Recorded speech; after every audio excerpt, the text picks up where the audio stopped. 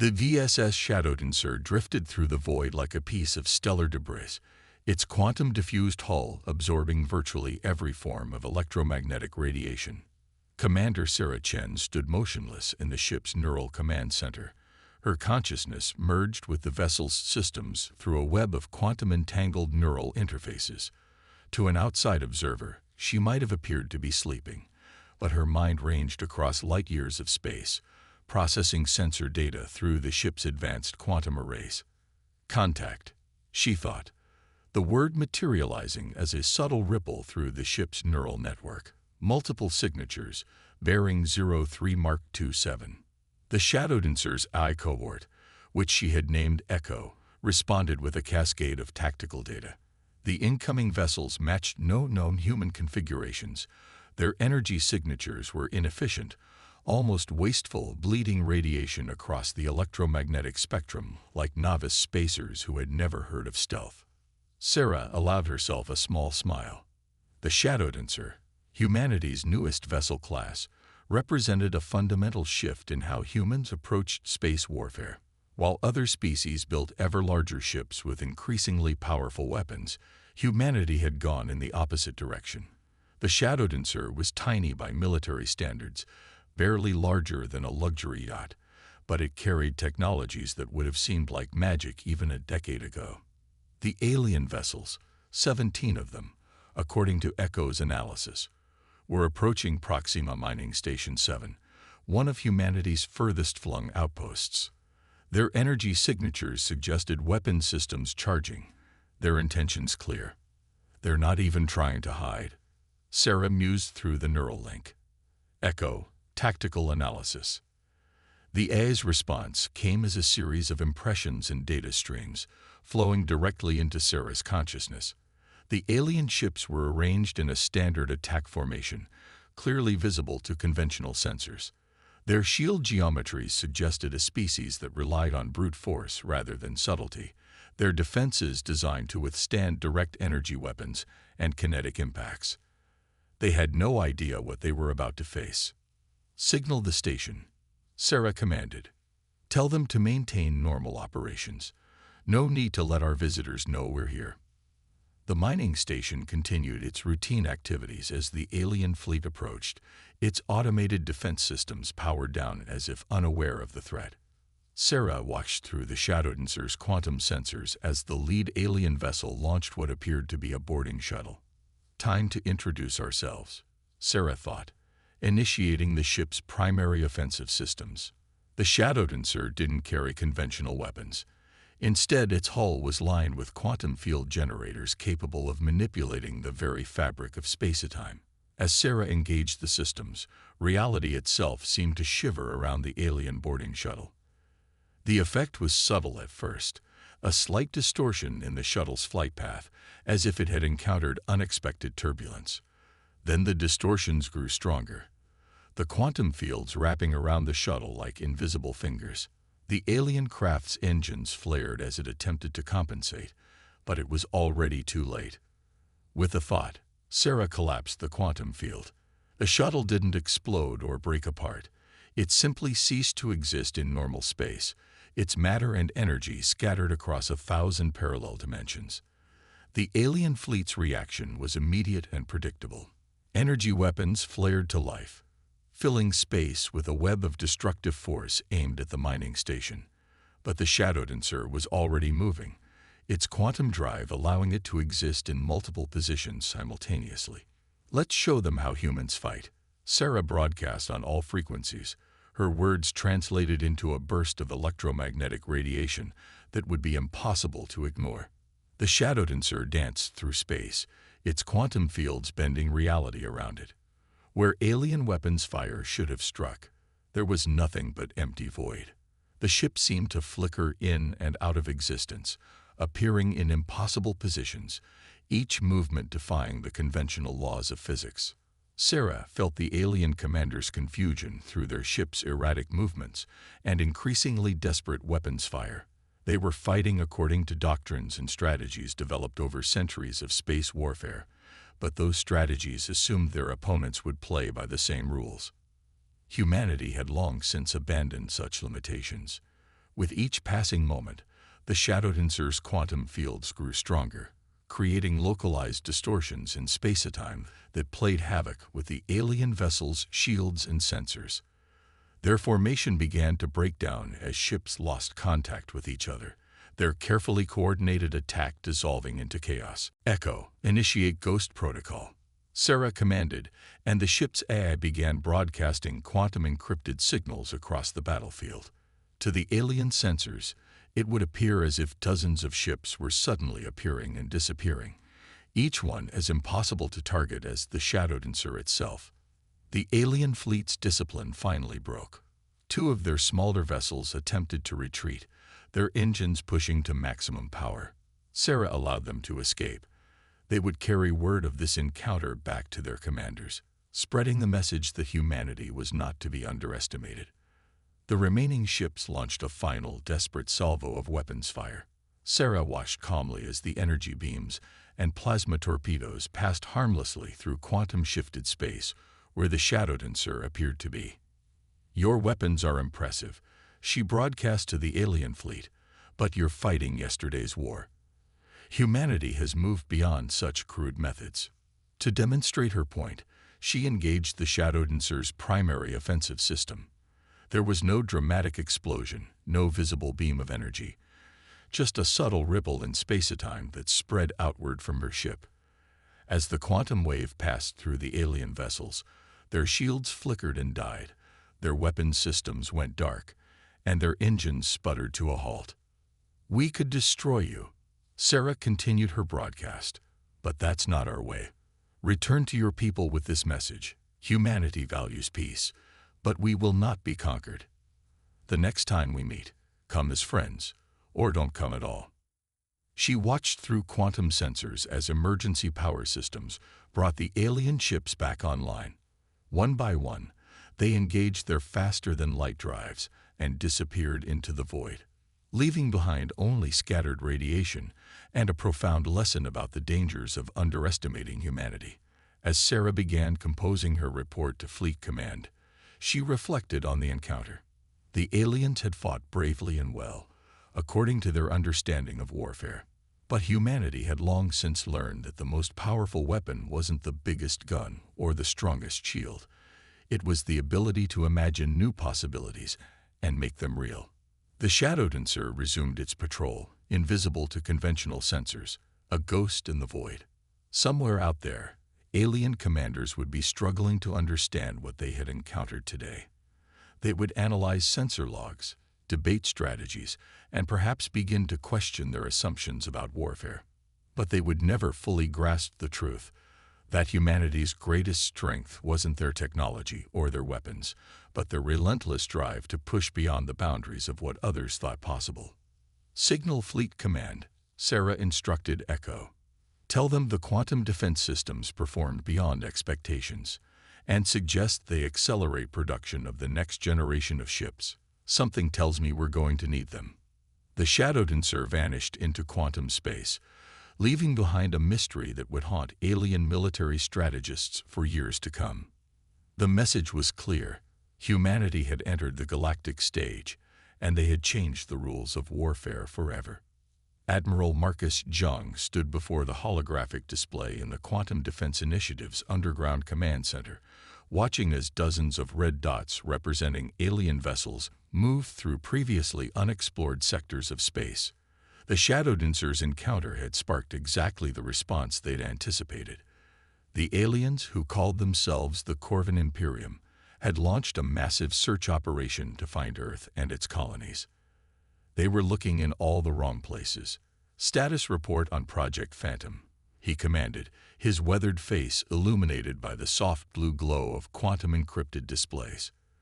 Dr. Maya Harrison, the project's lead scientist, stepped forward, her neural augments gleaming subtly beneath her dark skin. "The neural integration networks are exceeding our expectations," she reported, gesturing at the massive quantum computer arrays that lined the facility's walls. "The synthetic consciousness matrices are achieving 98% synchronization with human pilots. We've essentially eliminated the barrier between human thought and machine response." The Admiral nodded, his augmented eyes scanning through streams of data. The Shadowdancer had proven their theories correct. The future of warfare wouldn't be won with bigger ships or more powerful weapons, but with technology that transcended conventional physics. The Corvins, for all their military might, were still thinking in straight lines while humanity had learned to bend reality itself. "Show me the latest test results from the Phantom Fleet," he requested. Maya waved her hand, and the holographic display shifted to show a recent training exercise. 5 ships, similar to the Shadowdancer but incorporating the latest advances, moved through space in perfect coordination. Their quantum-diffused hulls made them virtually invisible to conventional sensors, while their neural-linked pilots operated them as naturally as their own bodies. The breakthrough came when we stopped trying to fight space itself, Maya explained, her voice carrying the excitement of scientific discovery. The Corvins build massive engines to push through space, huge weapons to tear it apart. We've learned to work with it instead, to understand its fundamental nature and use that understanding to our advantage. As if to demonstrate her point, the ships in the recording suddenly shifted, their forms becoming indistinct as quantum fields wrapped around them. They didn't so much move through space as they suggested the possibility of movement, appearing and disappearing across light minutes of distance without any visible transition. "The Corvin sensors can't track them," she continued, "because they're looking for things that exist in normal spacetime. Our ships operate partially in quantum space, making them as much probability as reality until they choose to interact with the normal universe." Admiral John watched as the Phantom ships executed maneuvers that would have been impossible under conventional physics. "And the weapons systems." Maya's smile held a hint of pride. "We've moved beyond traditional concepts of weapons. The quantum field generators can locally alter the laws of physics themselves. We can shut down fusion reactors, disrupt shield harmonics, even prevent normal matter from maintaining coherent atomic bonds, all without firing a single shot." "The Corvins won't understand what they're facing," a new voice added. Commander Sarah Chen had entered the command center, her neural interfaces synchronizing automatically with the facility's systems. "They're still fighting the last war, while we're redefining what war means." The Admiral turned to face her. "Your encounter with their patrol fleet has caused quite a stir. Their search patterns suggest they're both frightened and fascinated by what they encountered. Our quantum observation network has detected increased activity around their major shipyards. They'll try to adapt," Sarah noted, studying the tactical displays. "Build stronger shields, more powerful weapons, bigger ships. But they're still thinking in terms of conventional warfare, which is exactly what we anticipated," Maya added. "Every advance they make in traditional technology only makes them more vulnerable to our quantum systems. The more energy they pump into their shields, the easier it is for us to detect and manipulate them." The Admiral's augmented eyes tracked a new series of data streams. Production status. "The first full squadron of Phantom ships will be operational within 2 weeks, Maya reported. "We've simplified the neural interface protocols, allowing us to train pilots more quickly. The quantum computation matrices are self-replicating now, growing like crystal gardens in our orbital factories." Sarah moved closer to the tactical display, her neural interfaces allowing her to perceive layers of data invisible to normal human senses. "They're following a search pattern," she observed. "Methodical, thorough, but based entirely on conventional space travel and sensor technology. They have no concept of quantum observation or faster-than-light communication, which gives us another advantage," the Admiral noted. "Our quantum entanglement network allows instantaneous communication across any distance. We can coordinate our forces in ways they can't even imagine." Maya brought up another display, this one showing the complex web of quantum-entangled particles that humanity had been seeding throughout known space. "The network is growing exponentially. Within months, we'll have real-time observation capability across thousands of light years. No ship will be able to move without us knowing about it. And they'll never detect it," Sarah added, "because they don't even know it's possible. Their sensors are designed to detect energy emissions, radiation, mass concentrations, not quantum-entangled particles operating outside normal spacetime. Admiral Zhang studied the displays for a long moment, his enhanced mind processing multiple streams of data simultaneously. "They're preparing for war," he finally said, "but not the kind of war we'll be fighting. Continue the deployment of phantom ships and quantum observation networks. When the Corvins make their move, I want us ready to show them that humanity has evolved beyond their understanding of warfare." As if to emphasize his words, the quantum computers lining the walls hummed with increased activity, their crystalline structures growing and adapting as they processed new combat algorithms. In orbital shipyards hidden from conventional detection, more phantom ships took shape, their quantum-diffused hulls reflecting the light in ways that seemed to deny the normal laws of physics. The Corvin Imperium was about to learn that they weren't just facing a new enemy. They were facing a new kind of warfare itself, one that operated on principles they had never even imagined. And humanity was ready to demonstrate just how far they had evolved beyond conventional military thinking. The Corvin attack fleet emerged from faster-than-light travel in perfect formation.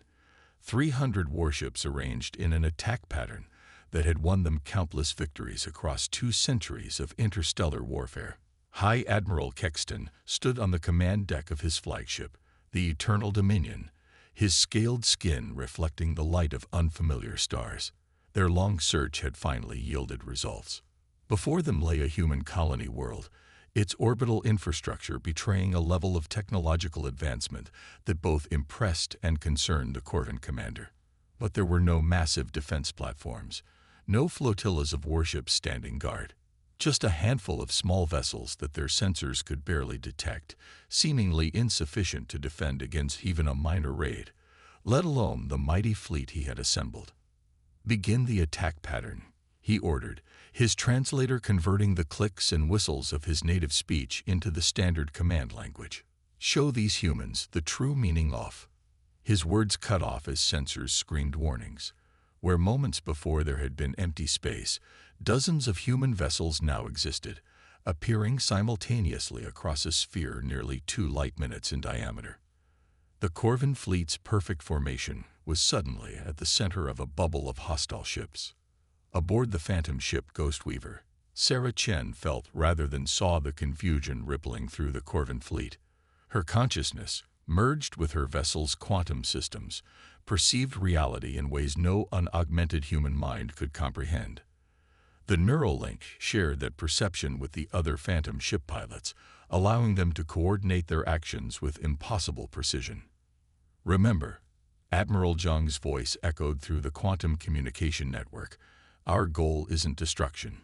Make them understand the futility of conventional warfare against us."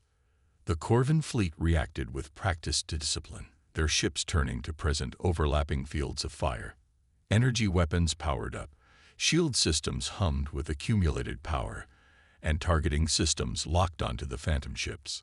Sarah allowed herself a small smile as she initiated the first phase of their attack. The phantom ships didn't move so much as suggest the possibility of movement, their quantum-shifted forms becoming probability clouds that existed in multiple locations simultaneously.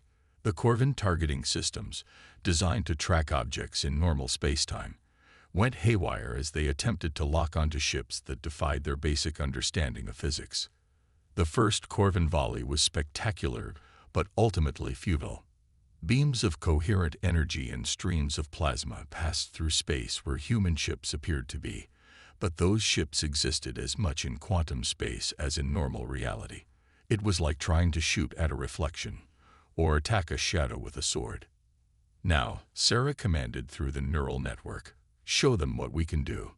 The Phantom Fleet responded as one, their quantum field generators creating ripples in the fabric of reality itself. The effects were subtle at first. Slight power fluctuations in the Corvin ship systems, unexplainable errors in their targeting computers, minor variations in their shield harmonics. Then the quantum effects intensified. Entire squadrons of Corvin ships found their weapons suddenly powerless, the carefully controlled fusion reactions in their cores stuttering as local spacetime refused to support normal atomic interactions. Shield generators overloaded as quantum fields altered the fundamental forces they were designed to manipulate. High Admiral Kextan watched in growing horror as his mighty fleet was systematically disabled by an enemy that seemed to ignore the basic laws of physics. His tactical officers reported impossible sensor readings, ships that existed in multiple places simultaneously, weapons fire that curved through space in ways that violated every known principle of ballistics, and energy patterns that shouldn't be possible under any known scientific theory. Launch fighters, he ordered, falling back on centuries of tactical doctrine. Thousands of small craft poured from the launch bays of his capital ships, filling space with agile weapons platforms that had proven decisive in countless battles. Sarah observed the fighter launch through the quantum observation network, appreciating the Corvin's dedication to proven tactics even as she prepared to demonstrate their obsolescence. With a thought, she initiated the Phantom Fleet's countermeasure system. Space itself seemed to shiver as quantum fields expanded from the human ships. The Corvin fighters found themselves trying to navigate through regions where the laws of physics became inconsistent. Thrusters designed to provide precise maneuverability produced random vectors.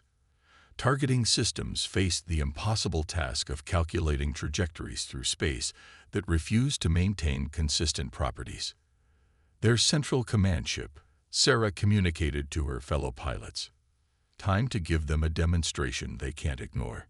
The Phantom Fleet's quantum fields converged on the Eternal Dominion, the massive flagship that represented the pinnacle of Corvin military technology. Sarah could sense the ship's defensive systems straining as they encountered phenomena they were never designed to resist. "This is Commander Chen," she broadcast on all frequencies. "Your weapons cannot harm us. Your defenses cannot stop us. We could destroy your entire fleet, but we choose not to. Consider carefully what that means." To emphasize her point, she directed a focused quantum field at the flagship's main power core. There was no explosion, no dramatic chain reaction. The complex fusion reaction simply stopped, as if the laws of physics had locally decided that nuclear fusion was no longer permitted. The Eternal Dominion's lights flickered and died, its massive engines falling silent as emergency power systems struggled to maintain basic life support. Throughout the Corvin fleet, similar effects spread as the Phantom ships demonstrated their complete control over the local fabric of reality. "Impossible," High Admiral Kextan whispered, watching as his mighty fleet was reduced to powerless hulks by an enemy that barely seemed to exist in normal space. "What manner of warfare is this?" "Not warfare," Sarah replied, allowing her quantum fields to restore power to the Corvin ship's life support systems. "Evolution. Humanity has moved beyond the need for destructive force. We fight by changing the rules themselves." The quantum observation network detected increased tachyon emissions from the Corvin ships, preparations for faster-than-light retreat. Sarah and her fellow pilots allowed their quantum fields to weaken, permitting the alien vessels to regain enough power for flight. "Return to your leaders," she broadcast. "Tell them what you witnessed here. Explain that humanity stands ready to defend itself, not through force of arms, but through mastery of reality itself. The choice between peace and conflict remains yours. But understand that conflict with us cannot be won through any means you currently possess." The Corvin fleet disappeared into faster-than-light space, leaving behind only scattered sensor readings that their scientists would spend years trying to explain. The Phantom fleet resumed their quantum-shifted state, becoming once again virtually undetectable to conventional sensors. Through the neural link, Sarah could sense the satisfaction of her fellow pilots. They had faced the greatest fleet the Corvin Imperium could assemble and demonstrated the complete obsolescence of traditional space warfare. Without destroying a single ship or taking a single life, they had changed the balance of power in known space forever. "All ships, return to quantum staging," Admiral Zhang ordered through the network. "Well done, everyone. Today we didn't just win a battle, we rewrote the rules of warfare itself." As her consciousness merged with the Ghostweaver's quantum drive, preparing for the transition back to their hidden bases, Sarah reflected on the encounter. The Corvins had fought exactly as their military doctrine demanded, with courage and precision. But they had been doomed to failure from the start, not because they lacked skill or technology, but because they couldn't comprehend how far humanity had evolved beyond conventional military thinking. The game had changed, and humanity had changed it. The galaxy would never be the same. Supreme Commander Vexera stood before the Imperial Science Council, her scales dulled with stress and lack of sleep. The holographic recordings from the recent battle played again in the center of the chamber, showing the impossible maneuvers of the human phantom ships. Around her, the finest minds of the Corvin Imperium watched in stunned silence. 300 ships, she clicked, her translator rendering her words into the formal tones of High Corvin.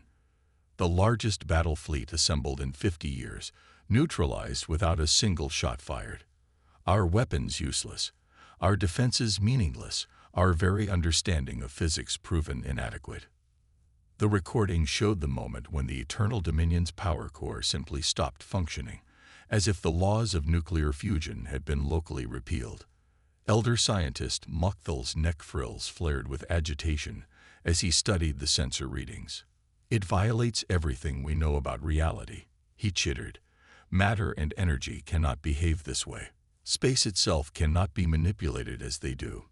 It's impossible."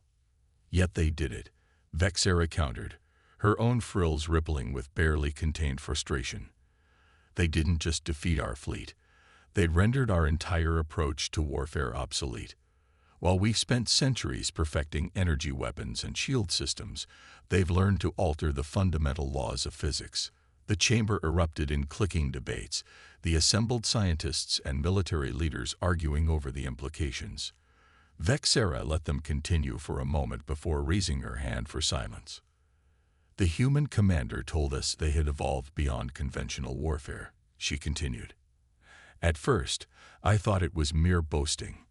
Now I understand. They meant it literally. They've evolved their technology, their tactics, even their own bodies to transcend what we consider possible." She gestured, and new holographic images appeared, close-up scans of human ships and their crews, showing the neural interfaces that merged human consciousness with quantum systems. "They don't just pilot their ships," elder scientist Krenval observed, his multiple eyes widening. "They become their ships. Their minds exist partially in quantum space, allowing them to perceive and manipulate reality in ways our brains cannot comprehend." "Which leaves us with a choice," Vexera declared. "Do we continue trying to fight them with weapons and tactics they've rendered meaningless, or do we accept that we must fundamentally change our approach to warfare and to reality itself?" The debate that followed was heated. The military traditionalists, led by Fleet Commander Zexkar, argued for building bigger ships, stronger weapons, more powerful shields. The progressive faction, mostly younger scientists and tacticians, insisted they needed to completely rebuild their understanding of physics and warfare from the ground up. In the midst of the argument, a quiet voice spoke up. Sub-Commander Nexthi, one of the few survivors from the bridge crew of the Eternal Dominion, had been studying the battle recordings with intense focus. "Look at what they didn't do," she clicked softly, but something in her tone drew everyone's attention. "They could have destroyed our entire fleet.